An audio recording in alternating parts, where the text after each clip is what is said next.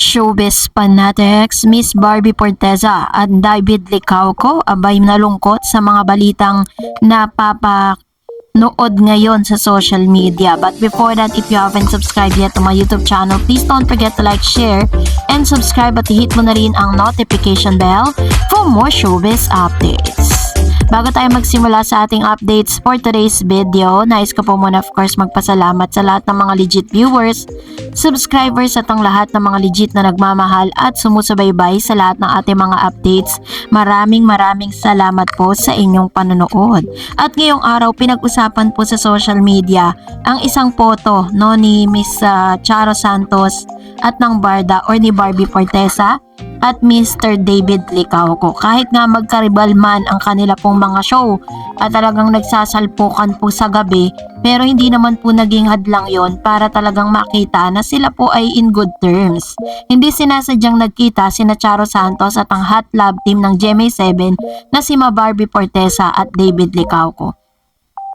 Ibinahagi ni Miss Charo Santos ang larawan nila tatlo sa kanyang Instagram story. Sina Barbie at David ay kabilang sa main cast ng Pulang Araw na napapanood sa Kapuso Network. Rival show nito ang Batang Quiapo na kasama si Charo bilang si Tindeng. Despite sa rivalry ng kanilang TV series, nakangiti ang tatlo na sa iisang frame. Nilagyan ng ABS-CBN Corp Board of Director ang posted photo nila sa kanyang social media, ang chance encounter ani ni Miss Charo. Sa Instagram naman ni Barbie ay may caption siyang super nice to see you po ma'am, have a safe trip po.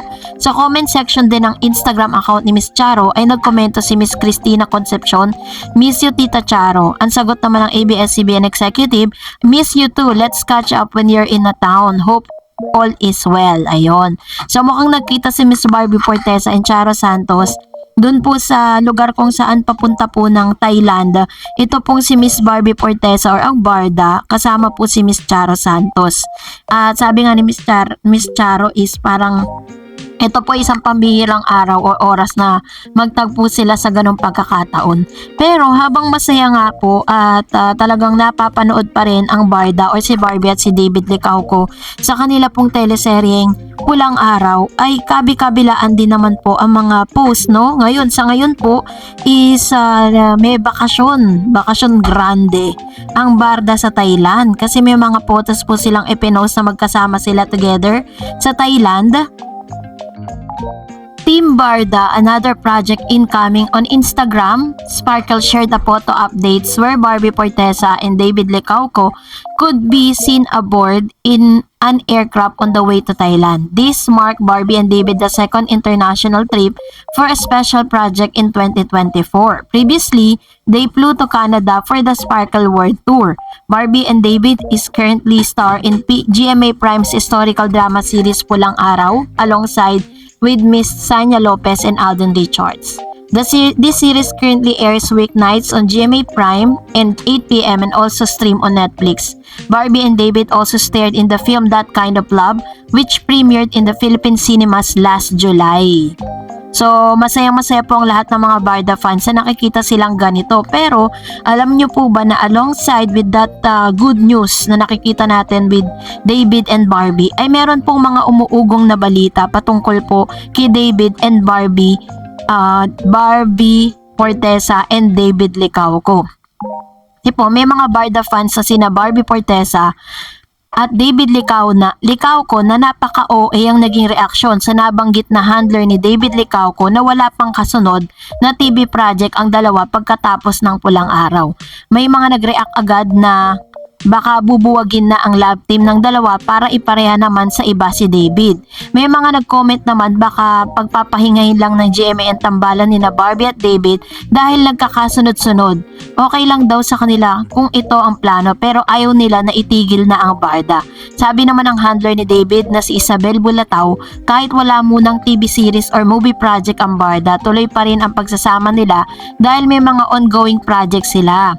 Isa na rito ang endorsement na magkasama sila at kaya sila lumipad pa Thailand dahil doon kinunan ang TBC shoot or TV commercial shoot. Kita-kita nga sina Barbie at David at Charo Santos Concho sa airport na sabi ni Charo at chance encounter. Nag-wish naman si Barbie ng safe flight kay Charo kaya alam na nasa airport sila at nagkita-kitang tatlo. Sabi ulit ni Isabel sa pagkikipag-usap niya sa mga fan, marami pang pagsasamahan sina Barbie at David, more endorsement perhaps at baka may mga show silang gagawin.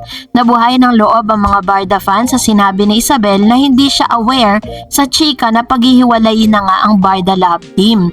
Samantalang proud partner si Barbie sa positive comment kay David sa acting nito bilang si Hiroshi Tanaka sa Pulang Araw. Ang laki na raw ng improvement ng aktor nang dahil sa namomotivate sa positive feedback, lalo na raw gagalingan ang kanyang acting. Kasi nga 'di ba matatandaan po ninyo sa mga last episode or last project po ni Mr. Barbie for Mr. David Licauco ay talagang parang nami-mention yung name ni Mr. David na hindi nga daw di umano ganun kagalingan umarte. At isa sa mga nilinaw po ng manager ni Mr. David Licauco na hindi po totoo na bubuwagin na ang Barda kasi in the first place meron na pong may fan base na po ang Barda, ba't naman nila bubuwagin? At the same time is talagang may mga season talaga na kailangan pagpahingahin ng isang love team para naman ma-miss po sila ng mga fans na katulad po ninyo, pero hindi po totoo na bubuwagin na sila. And of course, syempre, kailangan bukas din po ang mga Barda fans sa mga possibility na i-partner si Barbie Forteza sa ibang actor at i-partner naman sa ibang actress si Mr. David Licauco, but still nananatili pa rin po yung kanilang tandem as Barda. So sabi po ng manager ni Mr. David Licauco ay wala pa po silang plano or wala pa pong projects na ino-offer sa Barda as of this moment dahil sunod-sunod nga po yung mga endorsement shoot, no? Yun po yung aabangan natin. Dami po nila mga commercial shoots na talagang mapapanood natin sa telebisyon at ilang mga platform. Yun yung pinaghahandaan nila. Kaya po sila nasa Thailand ngayon.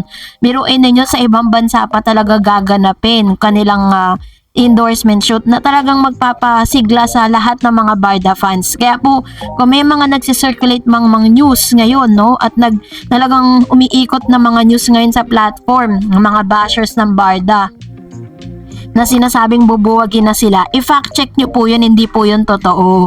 Kasi nandyan na nga po tapos hihinto pa, diba? Parang ang dami na pong projects na in-offer sa kanila. Pero syempre may timeline po silang kailangan sundin bago po nila ilabas yun. Kaya wag po tayo malungkot, wag po natin paniwalaan yung mga news na yun na bubuwagin na sila dahil still intact pa rin po ang Barda Love Team. So that's it for today. For more videos and updates, please don't forget to like and subscribe, and please don't forget to follow my Facebook page, Dar Eds TV. God bless everyone.